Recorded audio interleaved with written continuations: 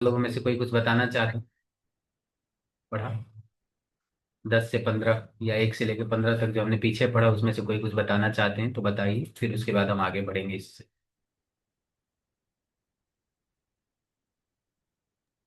प्रभु जी, हमने कल यज्ञों के बारे में पढ़ा था कि यज्ञ क्यों करते हैं, यज्ञ का क्या लाभ है। और आवाज थोड़ा धीरे यज्ञ आ का रही मतलब, है। मैं कह रहा था प्रभु जी, कल हमने यज्ञों के बारे में पढ़ा था, यज्ञ क्यों करना चाहिए, क्यों करते हैं, हाँ। क्या लाभ है यज्ञ का। हाँ, सही बता रहे हैं और आप। ये बारे हर में एक पढ़ा कार्य था कि करते यज्ञ करते भी हम क्यों पढ़ना हर एक चाहिए। कार्य को यज्ञ की तरह कर सकते हैं। भगवत गीता के महत्व के बारे में पढ़ा हमने कि क्या क्या महत्व है भगवत गीता का जीवन में हमारे। और कोई कुछ बताना चाहेंगे?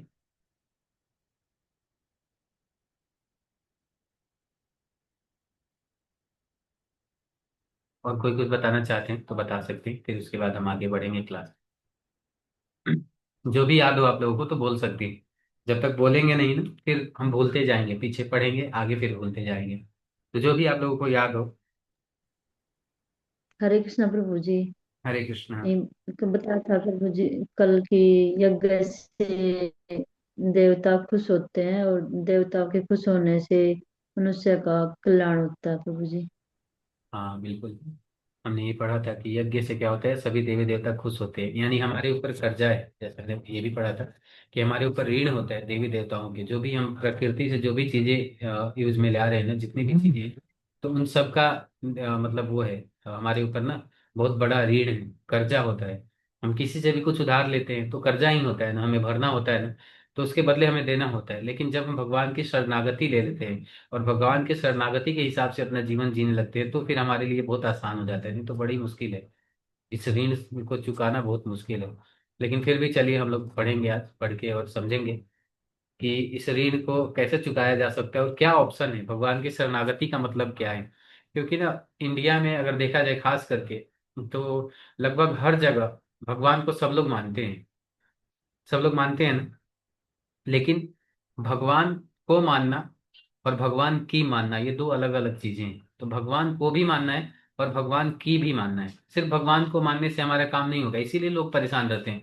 मैं इतना भगवान को मानता था, इतना पूजा करता था, इतना ये करता था, इतना अगरबत्ती दिखाता था, क्या फायदा हुआ मेरा? हमने भगवान को फिर माना ही नहीं। वास्तविक भगवान को मानने का या किसी को भी मानने का मतलब क्या होता है? उसकी बातों को मानना। जैसे उदाहरण स्वरूप हम समझते हैं, जैसे मान लीजिए कोई एक व्यक्ति है, उनका पुत्र है। पिताजी बोले कि बेटा एक गिलास पानी लाओ, तो वो बोलता है नहीं नहीं, मैं पानी वानी नहीं लाऊंगा। लेकिन वही बेटा अगर डेली उनको अगरबत्ती दिखाए, धूप दिखाए, या उनको फूल चढ़ाए, फल चढ़ाए, सब कुछ चढ़ाए, और बेटा से बोलने पिताजी की जाके एक गिलास पानी लाओ, बोलता है नहीं नहीं, मैं तुम्हारा नौकर थोड़ी, मैं पानी थोड़ी लाऊंगा। अरे इतना तुमको, तुम्हारा आदर करता हूँ, तुम्हारा सत्कार करता हूँ, डेली धूप दीप बत्ती अगरबत्ती सब कुछ दिखा रहा हूँ, ये कम है क्या? तो फिर क्या वास्तविकता में पिताजी को मानना हुआ ये पिताजी को मानना नहीं हुआ। तो वास्तविक चीजें हमें समझना पड़ेगा कि मानने और भगवान को मानने और भगवान की मानना, इन दोनों में अंतर है। ठीक है ना? तो ये चीज आज हम पढ़ेंगे। ठीक है? तो ये चीज, हम लोग आज पढ़ेंगे, चलिए ठीक है। हाँ।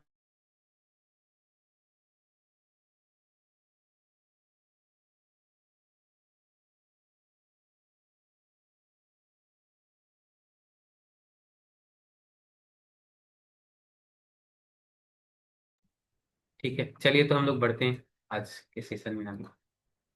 तो कल हमने पढ़ा था कि यज्ञ से देवता लोग प्रसन्न होते हैं, देवता लोग खुश होते हैं, और देवता के द्वारा हमें हमारी इच्छित वस्तुएं भी प्रदान की जाती है अगर हम यज्ञ करेंगे तो।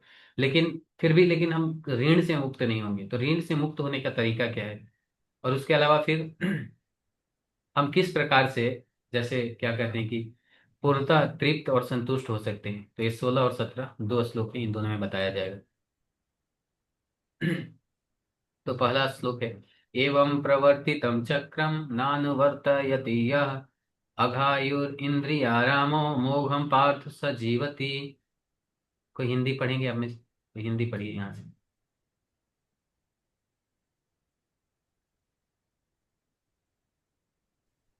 मैं प्रभु हे प्रभु। अर्जुन, हे अर्जुन, जो मनुष्य जीवन में वेदों द्वारा स्थापित यज्ञ चक्र का पालन नहीं करता वह निश्चय ही पापमय जीवन व्यतीत करता है। केवल इंद्रियों की तृप्ति के लिए जीने वाला ऐसा मनुष्य व्यर्थ ही जीता है। तो अभी क्या चल रहा है, हमने क्या कल पढ़ा था कि भगवान डांट रहे हैं यहाँ पे। यानी अभी भी भगवान डांट ही रहे हैं, डांट के हमें समझा रहे हैं। क्या समझा रहे हैं? कि हे अर्जुन, जो मनुष्य जीवन में वेदों द्वारा स्थापित यज्ञ चक्र का पालन नहीं करता, यदि हम यज्ञ चक्र का पालन नहीं करते हैं तो फिर क्या है कि हम निश्चय ही पापमय जीवन जिएंगे। यानी जैसे हमने इससे ऊपर पढ़ा कि यदि हम भगवान को अर्पण करके कोई चीज प्रयोग में नहीं ले आते, पहला चीज कि हमें चोरी का इल्जाम लगा हम पे, और चोरी जो करता है उसको क्या हमने पढ़ा है शास्त्रों में कि उसको पाप लगता है। तो हमें हर चीज कोशिश करना है कि कृष्ण भावना में डूब के हो, या कृष्ण को सेंटर में रख के, कृष्ण को, भगवान को केंद्र में रख के, और फिर उनके मतलब उनके थ्रू होके हमारे पास आए। तब उन चीजों का क्या होता है, जैसे बताया गया कि यज्ञ शिष्टा सिन्हा संता मुच्यन्ते सर्व किल विषय, जो हमने इससे ऊपर एक दो श्लोक ऊपर पढ़ा था कि यज्ञ से अर्पित जो कुछ भी हमारे पास आता है ना, प्रसाद के रूप में जब आता है और जब हम उसको ग्रहण करते हैं, तो मुच्यन्ते सर्व किल विषय, सारे प्रकार के कल्म, सारे पापों का नाश कर देता है। और जब पाप का नाश होगा तभी हमारे जीवन में सुख और शांति आएगी। ऐसा नहीं है जो हमने कल पढ़ा था कि हम गुलाब जामुन खा लेते हैं दो, और फिर सोचते हैं कि नहीं नहीं हम अब दवाई भी खा लेंगे शुगर का, तो क्या लग रहा है कि वो व्यक्ति ठीक हो जाएगा? कितने लोगों को आप में से लगता है कि कोई व्यक्ति है मान लीजिए और पहले तो दवाई खा लिया, दवाई नहीं भी खाया, मान लीजिए पहले गुलाब जामुन खा लिया, वो गुलाब जामुन खा लिया, और अब क्या कर रहा है कि अब दवाई खा रहा है शुगर का, तो कंट्रोल हो जाएगा उसका, और प्रतिदिन ऐसे ही कर रहा है, क्या शुगर कंट्रोल होगा उसका कभी? बोल सकते हैं आप लोग माइक ऑन करके ना। नहीं होगा प्रभु जी। क्यों नहीं नहीं होगा होगा? प्रभु जी। क्यों नहीं होगा बताइए। क्योंकि क्योंकि बताइए। प्रिकॉशन लेना पड़ेगा गुरु जी। प्रिकॉशन लेना पड़ेगा, और प्रिकॉशन का पहला स्टेप है कि आपको मीठा खाना बंद करना पड़ेगा। हम्म। बिल्कुल। कहते हैं ना, precaution is better than cure, बोला जाता है ना। तो क्योर मेडिसिन हुआ, और प्रिकॉशन हुआ ना खाना, मीठा ना खाना, क्योंकि आप डायबिटिक हो। हम्म। संसार में ना सेम यही कार्य लोग करते हैं, लोगों को लगता है ना अभी हम पाप कर लेते हैं और बाद में पुण्य कर लेंगे तो क्या होगा, दोनों बराबर हो जाएगा, पाप खत्म कर देगा पुण्य कर लेंगे तो। लेकिन सेम यही यही चीज उस पर भी अप्लाई होता है कि आप गुलाब जामुन खा के और दवा खा रहे हैं, दवा अपना काम करेगा लेकिन गुलाब जामुन भी अपना काम करेगा। ऐसा नहीं कि गुलाब जामुन का जो जिससे आपका शुगर लेवल जो बढ़ेगा वो कम, मतलब खत्म कर देगा दवा, नहीं, गुलाब जामुन अपना काम करेगा और दवा अपना काम करेगा। उसी प्रकार से हम पाप कर लें और फिर सोचते हैं कि पुण्य कर लेंगे तो खत्म हो जाएगा, तो कभी ना, तो कभी पाप खत्म होता है ना पुण्य खत्म होता है। कहने का मतलब यह है कि दोनों का जब तक हमें फल, उसका जो फल है उसको भोग नहीं लेते तब तक वो खत्म नहीं होता है। ऐसा नहीं है कि हम पाप करते हैं और फिर पुण्य कर देते हैं तो खत्म हो जाएगा। ये मानसिकता संसार में लोगों की है। इसीलिए यहाँ पे भगवान क्या बता रहे हैं कि वह निश्चय ही पाप में व्यतीत करता है। जो व्यक्ति अपना शास्त्रों के द्वारा अपना जीवन नहीं जीता, अपना जीवन में पालन नहीं करता, तो क्या होता है, उसका जीवन पापमय हो जाता है। और पापमय होने से क्या होगा कि केवल इंद्रियों की तृप्ति के लिए, मतलब वो इंद्रियों की तृप्ति में लगा रहेगा। सबसे बड़ा पापमय क्या है कि भगवान को बिना भोग लगाए अगर हम कोई चीज कर रहे हैं तो उसको इंद्रिय तृप्ति ही बोला जाता है, इंद्रिय भोग बोला जाता है। और उस चीज से व्यक्ति कभी संतुष्ट हो ही नहीं सकता। आप सोचो, देखिए हमारे सामने सब कुछ है, ऐसा नहीं है कि हम नहीं देख पा रहे हैं। भगवान ने सब कुछ हमारे सामने, हर प्रकार के जीव जंतु, हर प्रकार के लोग और हर प्रकार की व्यवस्थाएं रखी है। हम सामने देख के समझ सकते हैं कि वास्तविकता में आप देखो, जिस चीज के लिए हम भाग रहे हैं ना, वो जिसके पास है वो भी भाग रहा है। ऐसा है, लगता है हम देखते हैं आसपास में। मान लीजिए हो सकता है कि हम पैसों के लिए भाग रहे हो, हमारे पास कम है, लेकिन जिसके पास ज्यादा है वो भी भाग रहा है उसके लिए। हो सकता है कोई व्यक्ति की सुंदर स्त्री के लिए भाग रहा प्रभु जी है। वो ज्यादा भाग रहे हैं, जिसके पास ज्यादा है वो ज्यादा भाग रहे हैं। हाँ, मतलब भाग रहे हैं, कहने का मतलब ये है कि इंद्रियों की तृप्ति के लिए ही सब लोग भाग रहे हैं, भाग रहे हैं, भाग रहे हैं। सब लोगों को लग रहा है कि हम भागते भागते भागते भागते एक दिन ऐसा आएगा जिस दिन संतुष्ट हो जाएंगे। लेकिन इसका उदाहरण बताया जाता है कि इंद्रिय तृप्ति ना खुजली के समान है। खुजली कभी हुआ है किसी को आप लोगों में से, जैसे खुजली हाथ पैर में या कुछ हो जाता है ऐसे? कभी किसी ने फेस किया है? मैंने किया है, मुझे एक बार हुआ था। खुजली का क्या लक्षण है, आप लोग बताना चाहेंगे कुछ कि खुजली का लक्षण क्या है? खुजली का एक्चुअली वो एक जो बार आप कह रहे छेड़ोगे हो बढ़ेगी शायद। वो। हम्म, ठीक है, बिल्कुल। और हाँ जी, वही है कि मतलब जितनी खुजालते जाओगे उतना बढ़ता जाएगा और उतनी खुजली और होती जाएगी। हाँ बिल्कुल। सेम यही चीज इंद्रिय तृप्ति को बोला गया है।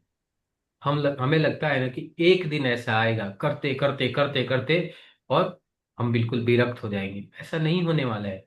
आप खुजली जहाँ हो जाता है ना, हाथ में मान लीजिए खुजली है, इसको खुजलाओगे, थोड़ा थोड़ा खुजलाएंगे, आपको अच्छा लगेगा, फिर करेंगे ओहो हो कितना अच्छा लग रहा है, ओहो, फिर वैसे फूक फूक के फिर उसको खुजलाएंगे, ओहो हो करते करते उसमें से ब्लड निकल जाएगा, लेकिन फिर भी आपका खुजलाना बंद नहीं होगा, उसमें से खून निकल जाता है। सेम ऐसा ही उदाहरण दिया जाता है कि जो एक ऊंट होता है ना, ऊंट आप लोगों ने देखा है, कैमल। तो जो ऊंट होता है ना, रेगिस्तान में ज्यादातर जो होते हैं, तो रेगिस्तान में एक पौधा होता है कैक्टस। कैक्टस अभी तो कई लोग घरों में भी रखते हैं सजाने के लिए। तो वो कैक्टस के पत्तों में कांटे होते हैं, और ऊंट का सबसे फेवरेट सबसे पसंदीदा जो खाना है ना, वो कैक्टस है। और जब वो रेगिस्तान में जाता है चलता है ना, तो वो कैक्टस जब देखता है तो उसको मुंह में लेके खाने लगता है। और जब उसको चबाता है वो, तो क्या होता है, कांटे उसके तलवे में दोनों साइड ऊपर नीचे लगते हैं, और उसके लगने से उसके मुख से खून निकलता है, और ऊंट का खून नमकीन होता है। और वो जब चबाता है ना, तो उसको नमकीन खून उसको बहुत अच्छा लगता है, उसको लगता है कि ये कैक्टस का स्वाद है। लेकिन वास्तविकता में होता हुआ उसी का खून है, कैक्टस नमकीन नहीं था, उसका खून जो निकल रहा है वो नमकीन था। और वो खाता रहता है, उसको लगता है कि ये बहुत बहुत अच्छा है, बहुत टेस्टी है। लेकिन वास्तविकता में अपना खून निकाल के और वहीं खा रहे हैं, वहीं उसको स्वादिष्ट लगता है। सेम हमारे साथ भी यही है। हर एक चीज में हम बोलते हैं ना कि ये मेरा खून पसीना है, ये मेरे खून पसीने का कमाई है, ये मेरा खून लगा है, ये मेरा खून है, वो मेरा खून है, मैंने पैदा किया इसको, ये मेरा बेटा है, वो है। सब कुछ हर जगह हम बोलते हैं ना, हर जगह हमारा यही रहता है। उसी प्रकार से बताया गया कि संसार का जो इंद्रिय तृप्ति है ना, वो खुजली के समान माना गया है। क्यों खुजली के समान? आप इसको जितना भी चाहोगे, हम चाहेंगे कि भोग के खत्म कर दे, कभी नहीं होने वाला। धीरे धीरे धीरे धीरे प्रैक्टिस करके हम इसको इससे निकल सकते हैं। हम भोग के खत्म नहीं कर सकते, खुजली वाला हाल हो जाएगा, आप खून निकल जाएगा शरीर से, मुंह से झाग निकल जाएगा, लेकिन हम नहीं निकल पाएंगे इससे। बहुत मुश्किल है, बहुत मुश्किल। कितने लोग प्रयास कर चुके हैं हमारे से पहले, और एक दो नहीं, आप शास्त्रों को पढ़िए, ऐसे कितने बड़े बड़े ऋषि हुए हैं। आपको सौभरी मुनि का एक कथा आता है कि सौभरी मुनि एक बार वृंदावन में यमुना मैया में बैठ के तपस्या कर रहे थे। और हुआ क्या कि एक बार गरुड़ जी उधर आए थे, तो उनको श्राप दे दिए, तो वैष्णव अपराध हो गया था उनसे। और उस वैष्णव अपराध के चलते वो नीचे पानी के नीचे बैठ के 30,000 वर्षों तक पानी के नीचे बैठ के तपस्या किए थे। और सिर्फ एक मछली को, और उस वो देख लिए कि एक दूसरे से संबंध बना रहे, उस मछली से उनका दिमाग घूम गया। आप सोचो 30,000 वर्षों तक तपस्या करने के बाद, और फिर वो बाहर निकले। बाहर निकलने के बाद वो गए और शादी किए, और शादी करने के बाद मतलब 60 पत्नियां या 60,000 ऐसे वर्णन आता है, शायद 60 ही आता है, कि 60 पत्नियों के साथ उन्होंने मतलब अपना 60 विस्तार किया और भोग किया। और बहुत कुछ करने के बाद, बहुत सालों तक रहने के बाद, फिर उनको एक पर एक लगा रहे, मैं कहाँ फंस गया, मैं कहाँ तपस्या कर रहा था, इधर कहाँ आ गया मैं, समझ में ही नहीं आ रहा है। आप सोचिए, तो कब कहाँ से व्यक्ति कैसे कहाँ से गिर जाएगा, कुछ पता नहीं है संसार का। इसीलिए बताया गया कि हमें क्या करना चाहिए, हमें भक्ति करना चाहिए। जब व्यक्ति भक्ति करता है ना, तो भक्ति में वो रस है जो बाकी सभी रसों से ऊपर है। और जब हमें हायर टेस्ट मिल जाता है, तो लोअर टेस्ट पे आने का सवाल नहीं उठता। जब व्यक्ति रसमलाई पसंद कर लेता है, रसमलाई खाना उसको अच्छा लगने लगता है, तो फिर नीचे जलेबी की तरफ या गुलाब जामुन की तरफ नहीं देखता है व्यक्ति। जब रसमलाई सामने आएगा, तो रसमलाई की तरफ तुरंत भागता है, क्योंकि उसको टेस्ट पता है। यानी हायर टेस्ट हमें लेना पड़ेगा। यही यहाँ पे वही चीज बताया जा रहा है। इंद्रिय तृप्ति क्या है, वो लोअर टेस्ट है, और भक्ति क्या है, वो हायर टेस्ट है। और जब तक हम भक्ति में आगे नहीं बढ़ेंगे ना, तब तक हमें इंद्रिय तृप्ति की लालसा रहेगी। और उसके बाद फिर क्या बताया जा रहा है कि ऐसा जीवन जीने वाला मनुष्य व्यर्थ ही जीता है। और हम पूरा जीवन व्यर्थ जीने का मतलब क्या हुआ, कि पूरा जीवन हम करते रह गए, ये हो जाता काश, एक गाड़ी हो जाती काश, एक घर हो जाता काश, एक क्या कहते हैं कि एक दो प्लॉट हो जाता गुड़गांव में अगल बगल इधर उधर सभी मेन हाईवे पे काश, एक बच्चा हो जाता काश, बच्चे का बच्चा हो जाता काश, ये हो जाता काश, काश काश करते करते एक दिन आकाश। और यही होता है हमारे साथ, कब काश काश करते करते आकाश हो जाए कोई पता ही नहीं। तो इसीलिए हमें ये चीज समझना होगा कि ठीक है, हमें करना है, ऐसा नहीं है कि नहीं तो क्या ये सब कुछ छोड़ दे, नहीं। जो है और जो आगे आएगा, हमें भगवान को सेंटर करके, भगवान को केंद्र में करके अपने पास प्रसाद के रूप में ग्रहण करना है।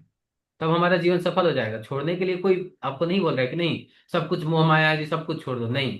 सब कुछ भगवान का है, सब कुछ भगवान से जोड़ दो, ये शास्त्र कहते हैं। छोड़ना नहीं है, हमें जोड़ना है। और वही जोड़ने की कला आज हम लोग सीखेंगे। दूसरे श्लोक में हम लोग पढ़ते हैं कि भगवान क्या बोल रहे हैं।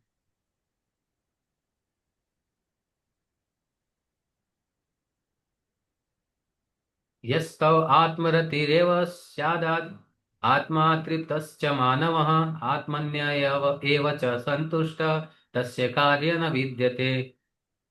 हाँ, कोई यहाँ से यहाँ तक पढ़ेंगे। पढ़िए कोई हिंदी। परंतु जो आत्मा में ही आनंद लेता है, जिसका मानव जीवन आत्म साक्षात्कार का है, और जो आत्मा में ही संतुष्ट है, पूर्णता तृप्त है, उसके लिए कोई कर्तव्य नहीं है। हरे कृष्ण। यहाँ पे क्या बताया जा रहा है कि परंतु जो आत्मा में ही आनंद लेता है और जिसका मानव जीवन आत्म साक्षात्कार का है।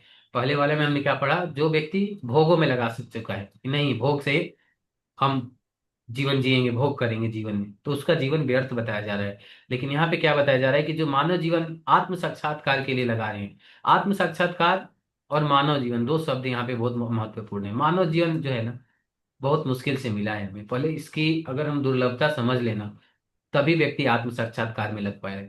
जब तक हम मानव जीवन का मतलब नहीं समझेंगे, तब तक हम जानवरों की तरह जिएंगे। और जानवरों की तरह जीना मतलब आहार निद्रा भय मैथुनम च सामान्यम एतत् पशुभिः नराणाम्। आहार यानी खाना, निद्रा यानी सोना, भय यानी जीवन जीने के लिए कुछ ना कुछ संघर्ष करना, या मृत्यु से भय खाना, या अन्य तरीकों से भय खाना, उसको बोलते हैं भय। और चौथा होता है भय मैथुनम। मैथुनम यानी पुत्र उत्पन्न करना, बच्चे पैदा करना। ये चार चीजें सामान्यम एतत् पशुभिः नराणाम्, ये बिल्कुल सामान्य है। कहाँ कहाँ, तो मनुष्यों में और पशुओं में, दोनों में बिल्कुल सामान्य, अंतर नहीं है। खाना वो भी खाते हैं जानवर, एक कुत्ता बिल्ली सुअर गधा, जो जो भी हम जानवर आज तक देखे हैं, एक चींटी भी ले लीजिए, वो भी खाते हैं, वो भी सोते हैं, वो भी जीवन जीने के लिए अगले दिन भागते हैं। जैसे हम ऑफिस जाते हैं, वो भागते हैं कि रोटी कहाँ मिलेगा, और हमारे लिए कहीं सोने के लिए कहीं थोड़ा जगह मिल जाए, कहीं कोने में सो जाएंगे, रोड के किनारे सो जाएंगे, कुछ ऐसे। वो भी भाग रहे हैं, दिन भर संघर्ष कर रहे हैं, हम भी कर रहे हैं। और चौथा चीज मीटिंग, मीटिंग जिसको बोलते हैं बच्चे पैदा करना, तो वो उनके भी बच्चे हैं, हमारे भी बच्चे हैं। तो ये चार चीज तो वो भी कर रहे हैं। फर्क सिर्फ इतना है कि हम अपने आप को मनुष्य बोलते हैं और बोलते हैं कि हम उनसे श्रेष्ठ हैं। लेकिन श्रेष्ठ किस बात पे हैं, क्या ऐसी श्रेष्ठता है जिससे कि हम बोलें कि हम उनसे ज्यादा मतलब हायर नॉलेज रखते हैं, या उनसे ज्यादा उच्च ज्ञान रखते हैं। क्या है, यही कि हम कॉलेज में पढ़ते हैं, यही कि हम यूनिवर्सिटीज में पढ़ते हैं, या यही कि हमने हाँ। बहुत बड़ी बड़ी बिल्डिंग बना लिया। क्या ये ज्ञान के चलते हम उनसे ऊपर उठ सकते हैं? नहीं। हमें वास्तविकता में सोचना पड़ेगा कि हो सकता है हम बड़ा बड़ा घर बना लिए, बड़े बड़े कमरे बना लिए, बहुत बड़ा बड़ा सब कुछ बना लिया, लेकिन हमारा पर्पस वहीं रह गया। पर्पस क्या रह गया? हो सकता है कि हम उस बड़े घर के बड़े कमरे में सोफे पे बैठ के सोने चांदी के प्लेट में पिज्जा खा के अपना पेट भर रहे हो, लेकिन एक कुत्ता रोड पे रोटी खा के पेट भर रहा हो। पर्पस एक ही था। क्या था? भूख खत्म करना। पर्पस दो नहीं था, पर्पस एक था। हमने तरीका को थोड़ा क्या कहते हैं कि मॉडर्नाइज कर दिया, या थोड़ा अलग टाइप से हमने खा लिया, बस पर्पस लेकिन दोनों का एक ही फुलफिल हुआ। पेट भर जाने के बाद आपको वही पिज्जा खराब लगने लगेगा, वही बर्गर जो सबसे पसंदीदा है, एक बार में 50 दे दिया जाए, आपको सबसे ज्यादा घिन आने लगेगी उस बर्गर से। पर्पस एक है, हमें ये चीज समझना पड़ेगा। दूसरा चीज, नींद के लिए, नींद के लिए हम बढ़िया गद्दे तक लगा लेते हैं, स्लीप वेल का गद्दा लगाते हैं, लेकिन वेल स्लीप नहीं होता है हमारा। और एक कुत्ता नीचे रोड पे बढ़िया से मस्त सो जाता है। तो पर्पस एक ही है। हम भी नींद पूरा करने के लिए पता नहीं कितने पिल, स्लीपिंग पिल्स हमें लेना पड़ता है। जानवरों को तो कम से कम उतना भी नहीं करना पड़ता, मस्त बिना हेडेक के सो जाते हैं। तो हमारा पढ़ाई लिखाई इतना सब कुछ, तरक्की, ये सब कुछ धरा का धरा रह गया उस जानवर के सामने। फिर तो फिर हम काहे का श्रेष्ठ हुए? फिर तो जानवर हमसे श्रेष्ठ हो गया बिना पढ़े लिखे। तो वास्तविक श्रेष्ठता क्या है, तो बताते हैं। वास्तविक श्रेष्ठता है कि धर्मे ही एको अधिको विशेषो, कि एक धर्म ही है जो हमारे और उसमें फर्क करता है। कुत्ता बिल्ली सुअर गधा ये सब के अंदर धर्म नहीं है। उसको पता नहीं है ये मेरी माँ है, वो मेरी बहन है, वो मेरी ये है, वो मेरी ये है। धर्म हमें सिखाता है कि किससे हमें कैसे व्यवहार करना चाहिए। लेकिन जानवरों में ये पता नहीं है। जैसे उदाहरण स्वरूप मान लीजिए, रोड से ना एक कोई गाय जा रही है मान लीजिए, और रोड पे ठेला लगा हुआ है, और उस ठेले पे हरा साग का मंडल रखा हुआ है, साग का पत्तिया रखा हुआ है। तो गाय को नहीं पता कि ये खेत है कि ठेला है, क्या है। वो जाके वहां पे मुंह मार देगी, वहां से साग का लेके पत्ती भाग जाएगी।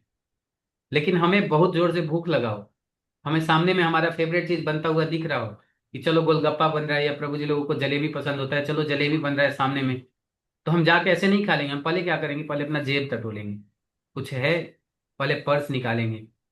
पर्स निकालने के बाद फिर हम उसमें खोल के चेक करेंगे कुछ है भी इसमें पैसा वैसा। नहीं है तो ठीक है, कोई बात नहीं, हम कल खा लेंगे। यानी हम अपने आप को कंट्रोल कंट्रोल कर सकते हैं। जानवर कंट्रोल नहीं करेंगे, बल्कि वो ठेला वाला आएगा तो उसको भी मार के उड़ा देगा, ऐसे सींग लगाएगी फेंक देगी दूर गाय। ऐसा भी हो सकता है। जानवर कंट्रोल नहीं करेंगे, हम अपने आप को कंट्रोल कर पाते हैं, इसीलिए हम मनुष्य हैं, हम समझ सकते हैं क्या सही है क्या गलत है। जानवरों में ये समझने की क्षमता नहीं होती है। शेर ये नहीं देखेगा ना कि कोई छोटा बच्चा है, अरे 5-6 महीने का बच्चा है मेरे सामने गलती से गिर गया हो, इसको क्या खाना है, ये सब नहीं देखेगा। शेर तुरंत झपट्टा मारेगा, लेके टांग के लेके चला जाएगा। वो चाहे 80 साल का बूढ़ा हो, या 60 साल का युवक हो, या 10-10 महीने का, या साल भर 2 साल का बच्चा हो, वो झपट्टा मार के ले जाएगा, खा जाएगा, उसको मतलब नहीं है। जानवरों में इतनी बुद्धि नहीं होती उनकी जो चेतना का स्तर है हमसे कम है। लेकिन हमारा चेतना किस लिए लगना चाहिए, तो यहाँ पे भगवान बता रहे हैं हमारा चेतना लगना चाहिए आत्म साक्षात्कार के लिए। और आत्म साक्षात्कार क्या है, कि हमें ये जानना कि हम कौन है। आत्मा का साक्षात्कार इसको बोलते हैं आत्म साक्षात्कार। अपने आप को समझना कि हम सिर्फ ये शरीर नहीं है, इससे ऊपर भी कोई चीज है जो इस शरीर को चला रहा है। ऐसे कितने लोग थे जिन्होंने अपने आप को शरीर माना और आज वो नहीं है, वो चले गए। कितने ऐसे लोग रोज जा रहे हैं, हमारे पड़ोसी, हमारे रिश्तेदार, हमारे दोस्त, हमारे साथी, पता नहीं कब क्या कैसे हो जाए, कुछ समझ में नहीं आएगा। सब कुछ भगवान भगवत गीता के 10वें अध्याय के 34वें श्लोक में बोलते हैं कि मैं मृत्यु के रूप में आता हूं और सब कुछ हर लेता हूं। संसार के लोग तो हमसे कभी कोई धन छीन लिया, कभी कोई सोना चांदी गहना लूट लिया, कभी कोई कुछ छीन लिया, कभी कोई कुछ छीन लिया, कभी कोई जमीन हड़प लिया, कभी कोई कुछ कर लिया, ऐसे करते हैं। लेकिन भगवान मृत्यु बदले में, मैं मृत्यु के रूप में आता हूँ और सब कुछ हर के ले जाता हूँ। भगवान एक एक ऐसे दाना तक नहीं छोड़ते हैं, ऐसे हरते हैं कि कुछ आप लेके ही नहीं जा पाओगे। तो धीरे धीरे हमें क्या करना है, तो इसका मतलब ये नहीं कि भगवान निर्दयी है।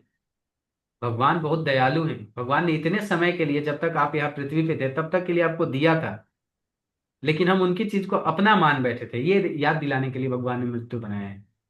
हम उनकी ही चीज को अपना मान लेते हैं, और हमें लगता है कि हम भगवान को जब चढ़ाते हैं तब कई बार लगता है अरे मैं चढ़ा रहा हूँ भगवान को, मैं चढ़ाऊँ, देखो देखो मैं ये भगवान के लिए ये ले आया हूँ, मैं चढ़ाऊंगा भगवान को। अरे आप क्या चढ़ा रहे हो भैया, वो पहले आपको दे रखे हैं, तब आप उनको वापस दे रहे हो ना। तो हमारी मेंटालिटी क्या होना चाहिए, वास्तविकता में प्रभु ने हमें दिया है, और प्रभु ने हमें इस लायक बना दिया कि हम उनकी सेवा कर पा रहे हैं। हमारी मेंटालिटी ऐसी होनी चाहिए, तब जाके हम धीरे धीरे इन सब चीजों से निकल पाएंगे और पूर्णतः भगवान की शरणागति ले पाएंगे। लेकिन शुरुआत कहाँ से करना है, तो आत्म साक्षात्कार का। और आत्म साक्षात्कार सबका सबसे अच्छा और सबसे उत्तम विधि क्या बताया गया है, तो सबसे उत्तम विधि बताया गया है भगवान के नाम का जप। इससे ऊपर का कोई विधि नहीं है। ब्रह्मा जी से नारद जी पूछते हैं कि अच्छा बताइए, सबसे बड़ा चीज क्या है कलयुग में भगवान की प्राप्ति का।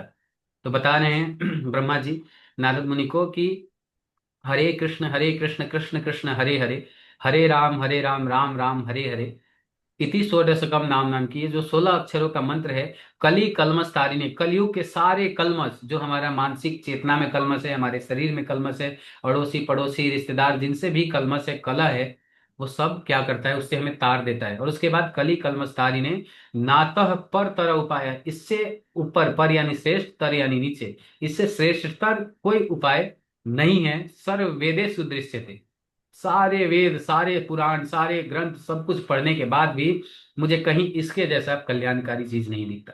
तो आत्म साक्षात्कार का सबसे अच्छा सबसे सिंपल उपाय क्या है, भगवान के नाम का जप करना। जितना भी हम यज्ञ के बारे में पढ़ रहे हैं ना, जब हम भगवत गीता 10वें अध्याय का 25वां श्लोक पढ़ेंगे ना, तो आपको वहां पे मिलेगा, क्या मिलेगा, भगवान बोलते हैं यज्ञ नाम जप यज्ञ अस्मि, कि ये जितने भी यज्ञ बताए जा रहे हैं, वास्तविक में सबसे उत्तम यज्ञ क्या है, भगवान के नाम का जप करना।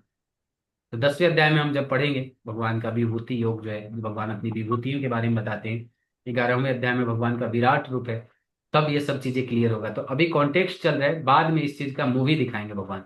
होता है ना कि ये सब ट्रेलर है, जो अभी हम पढ़ रहे हैं, 3रे अध्याय, चौथे अध्याय, पांचवें, ये सब ट्रेलर है। अभी पूरा मूवी 7 से 12वें अध्याय में दिखाएंगे, भक्ति योग में सब कुछ एक एक श्लोक पे हम लोग चर्चा करेंगे और बहुत डिटेल में करेंगे। ठीक है, तो अभी हम लोग आत्म साक्षात्कार वाला जो प्रयास करना है, तो सब लोग अपना अपना माला लिए हैं। आज आप सब लोगों को बोला था मैंने कि माला रखिएगा अपने आप। तो हम लोग जप करेंगे, एक एक माला जप करेंगे। ठीक है, सब लोग अपना अपना माला निकाल लीजिए।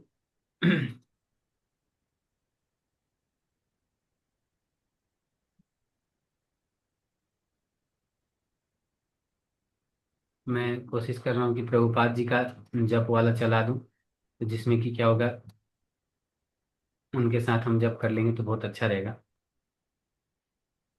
प्रभुपाद जी बहुत सुंदर तरीके से चैंटिंग करते हैं।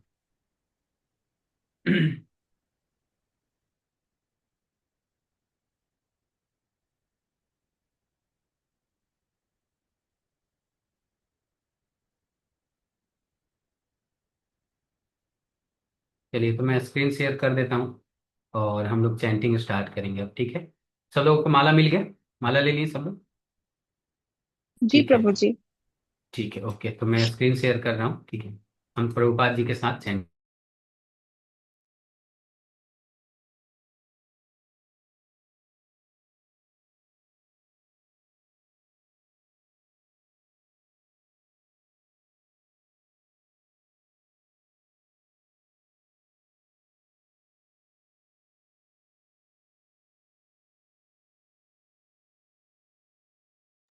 ज़्यादा फास्ट लग रहा है क्या? ज़्यादा फास्ट लग रहा है? मैं थोड़ा स्लो कर देता हूँ। 7 मिनट ऐसे होता है, 8 मिनट में हो जाएगा हमारा। आप लोग जब करते रहिए क्योंकि टाइम हमारे पास थोड़ा कम होता है।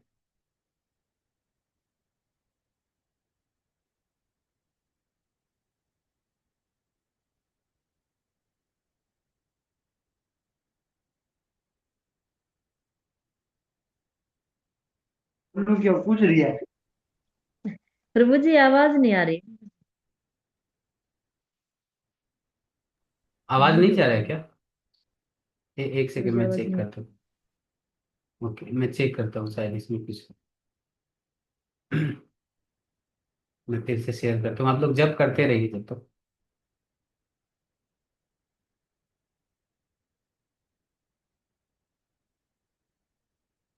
हरे राम राम राम हरे हरे, हरे कृष्ण कृष्ण कृष्ण हरे हरे राम राम हरे हरे, हरे कृष्ण कृष्ण हरे हरे राम राम हरे हरे, हरे कृष्ण कृष्ण कृष्ण हरे राम हरे हरे, हरे कृष्ण कृष्ण कृष्ण हरे राम हरे हरे, हरे कृष्ण कृष्ण कृष्ण हरे राम हरे हरे, हरे कृष्ण कृष्ण कृष्ण हरे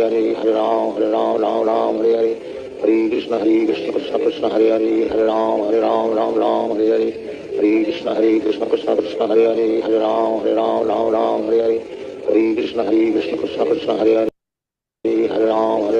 राम हरे हरे, हरे कृष्ण कृष्ण कृष्ण हरे राम हरे हरे, हरे कृष्ण कृष्ण कृष्ण हरे राम हरे हरे, हरे कृष्ण कृष्ण कृष्ण हरे राम हरे हरे, हरे कृष्ण